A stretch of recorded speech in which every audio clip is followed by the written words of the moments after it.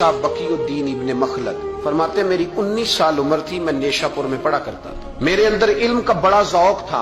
एक उस्ताद के पास जब मैं पढ़ने गया तो मेरे उस्ताद मुझे फरमाने लगे कि बेटे तेरा ज़र्फ बड़ा है और मेरा इल्म छोटा है, तू किसी बड़े आलिम के पास जा। मैंने उस्ताद से कहा कहाँ जाऊं? तो कहने लगे अगर हो सके ना तो बगदाद शरीफ चला जा। इमाम अहमद बिन हम्बल की बारगाह में हाजिरी दी। वो हदीस के हाफिज हैं।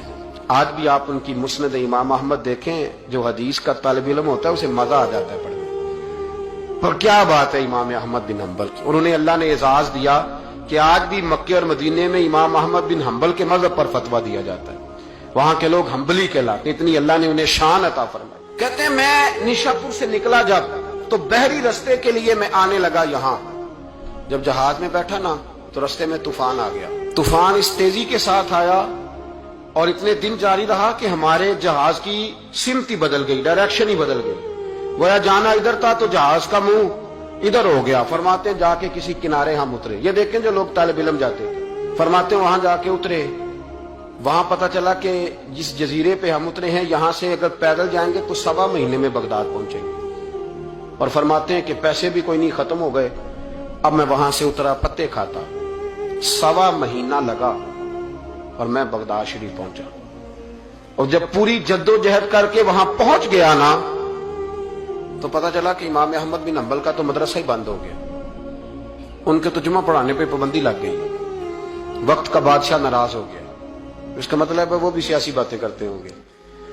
नाराज हो गया, उसने पकड़ के आपको जेल में डाल दिया। तो इमाम साहब तो पढ़ाते ही नहीं। फरमाते मैं अब तलाश करने लगा कि मुझे पता चले इमाम साहब कहाँ कैद हैं। बताया गया कि उनको उनके घर को जेल, सब जेल करार दे के नजर बंद कर दिया और घर के चारों कोने में पुलिस खड़ी है। इमाम अहमद बिन हम्बल रहमतुल्लाह ताला अलैह के वो शागिर्द शाह बकीउद्दीन साहब फरमाते हैं कि मैं जब वहां पहुंच गया, वहां पहुंच करके मैंने लोगों से कहा कि तुम ना करीब ना जाना, बस मुझे बता देना कि इमाम साहब का घर कहाँ है। तो कहते हैं एक शख्स ने मुझे कहा कि मैं उंगली का इशारा नहीं करूंगा, आंख का इशारा करूंगा, क्योंकि हालात बड़े खराब हैं। कहते उसने आंख के इशारे से बताया कि वो सामना गेट इमाम साहब का है। कहते मैं वापस आ गया। अब सारी रात सोचता रहा कि इमाम साहब के घर तालीम हासिल करने कैसे जाना है। फरमाते हैं फिर मुझे एक तजवीज समझ में आई। सुबह जब मैंने उठा तो मैंने सर से पगड़ी उतारी, अपने बालों में हाथ डाल के बाल बखेर दिए, चारों जानब बिखर गए, जुल्फे रखी हुई थी। फरमाते हैं फिर मैंने अपनी कमीज को थोड़ा सा एक जगह से फाड़ा, थोड़ा सा दूसरी जगह से फाड़ा, टखनों के करीब करके कहते हैं मैंने जाके थोड़ी सी तहमत को भी फाड़ा। हाथ के अंदर मैंने कासा पकड़ा जैसे फकीर मांगने वाले पकड़ते। अब तो फकीर कहता ना अल्लाह भला करे, अल्लाह भला करे। तो उस जमाने में कहते थे अजरुकुम अल्लाह, अजरुकुम अल्लाह, तुम्हें अल्लाह अजर दे, तुम्हें अल्लाह। कहते हैं ये वजीफा मैंने अच्छी तरह पकाया, नजरें मैंने झुका ली, फटे पुराने कपड़े पहन के ना तो बगदाद की गलियों में, बगदाद की गलियों में तेरी तलाश में फिरा मैं जंगल पहाड़ और दश्त में। कहते हैं बगदाद की गलियों में कभी इधर कभी उधर मैं ना वो लिए ना कासा, मैं घूम रहा हूं, फिर रहा हूं, तेनू लब दिया आप गवाचे।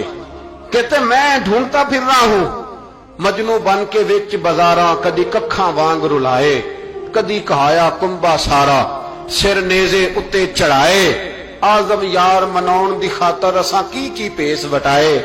फरमाते हैं कि वो कासा लिए तो मैं निकला, सिपाही खड़े थे, उनसे भी मैंने कहा जुरुकुम अल्लाह।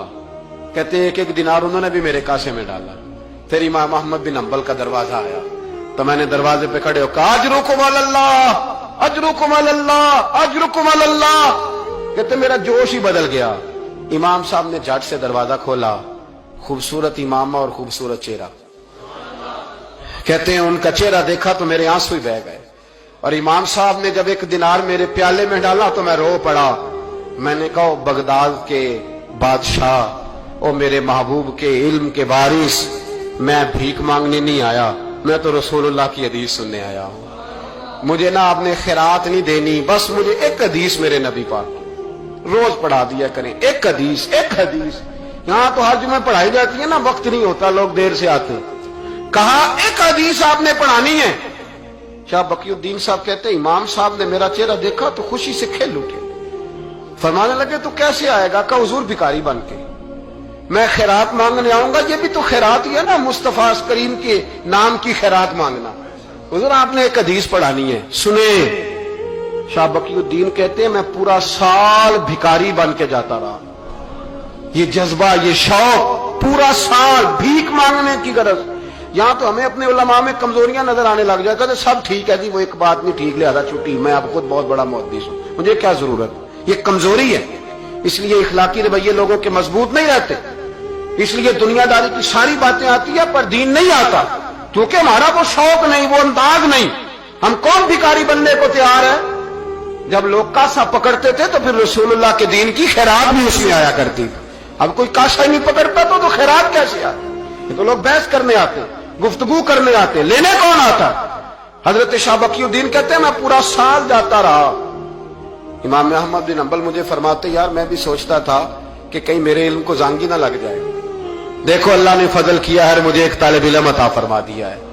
فرماتے ہیں پورا سال میں جب ان کے دروازے پہ جاتا تو ایک دھیلا بھی ڈال دیتے اور مصطفیٰ کی ایک حدیث بھی سنا دیتے، اور فرماتے ہیں دنیا ساری پڑھتی ہے پر ہمارے پڑھنے کا استاد انداز یہ تھا کہ استاد پہلے امامہ باندھتے، جبہ پہنتے، اور اس قید میں نظر بندی کے عالم میں جب وہ نبی پاک کی حدیثیں سناتے تو ان کی آنکھیں آنسوؤں سے بھر جاتی، وہ روتے ہوئے تڑپتے ہوئے حدیث سناتے، اور میں بھی اسی درد سے وہ بات وصول کرتا۔ فرماتے ہیں سال گزر گیا، حکمران مر گیا، فوت ہو گیا، نیا بادشاہ آیا، اس نے خود امام احمد بن حنبل کو بڑا مدرسہ بنا کے دیا، اس نے بڑی جامع مسجد میں امام صاحب کے خطبہ جمعہ کا بندوبست کیا۔ فرماتے ہیں ہزاروں طالب علم کئی ملکوں سے امام صاحب کے دروازے پر آ کے بیٹھنے لگے۔ فرماتے جب میں بھی پہنچا نا تو امام فرمانے لگے تو ذرا آگے آ جا۔ کہتے میں آگے آیا تو فرمانے لگے بھی علم تمہیں بھی دیتا ہوں، تمہیں بھی پڑھاؤں گا، مرتے دم تک پڑھاؤں گا، پر جو میرے اندر فیض کی خیرات تھی نا وہ ساری اس نے حاصل کر لی۔